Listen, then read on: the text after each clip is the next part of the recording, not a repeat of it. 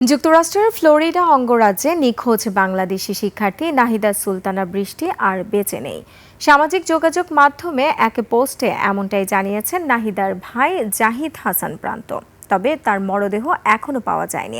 এর আগে শুক্রবার নিখোঁজ আরেক বাংলাদেশি পিএইচডি শিক্ষার্থী জামিল আহমেদ লিমনের ক্ষতবিক্ষত মরদেহ উদ্ধার করেছে ফ্লোরিডা পুলিশ।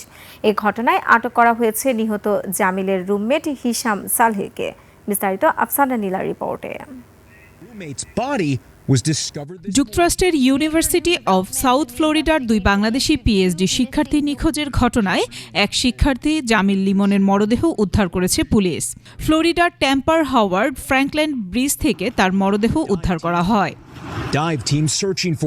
শিক্ষার্থী নিখোঁজের ঘটনায় আটক করা হয়েছে হিশাম সালেহ আবু ঘরবেহ নামের সন্দেহভাজন একজনকে।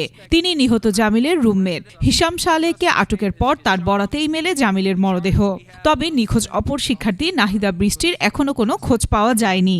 এদিকে বৃষ্টির ভাই জাহিদ হাসান প্রান্ত ফেসবুকে এক পোস্টে জানিয়েছেন তার বোনও মারা গেছেন। যুক্তরাষ্ট্রের হিলসবোরোর স্থানীয় আইন প্রয়োগকারী সংস্থা জানায় ফ্লোরিডার ট্যাম্পার হাওয়ার্ড ফ্র্যাঙ্কল্যান্ড ব্রিজ থেকে জামিলের মরদেহ উদ্ধার করা হয়। তবে কিভাবে মৃত্যু হয়েছে সে বিষয়ে এখনো কিছু জানা যায়নি। মরদেহের ময়নাতদন্ত করা হচ্ছে। সন্দেহভাজনের তথ্য অনুযায়ী আমরা জামিলের মরদেহ উদ্ধার করেছি। আটক ব্যক্তিকে জিজ্ঞাসাবাদ করা হচ্ছে। এ ঘটনায় তীব্র ক্ষোভ দেখা দিয়েছে শিক্ষার্থীদের মাঝে। Just because I've been here for like 3 years now and I haven't really seen anything like that. So knowing that that could literally happen to me, to any of my friends, like it's a really sad situation. University কর্তৃপক্ষ মিয়ামির বাংলাদেশ কনসুলেটকে বিষয়টি জানিয়েছে।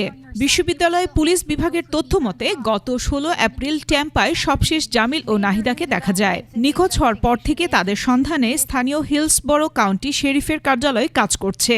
নিহত জামিল লিমন যুক্তরাষ্ট্রের university of south ফ্লোরিডার ভূগোল পরিবেশ ও নীতি বিভাগে পিএইচডি করছিলেন। অন্যদিকে নাহিদা কেমিক্যাল ইঞ্জিনিয়ারিং বিষয়ে ডক্টরাল গবেষণার শিক্ষার্থী। আফসানা নীলা, ডেস্ক রিপোর্ট, 21 টেলিভিশন।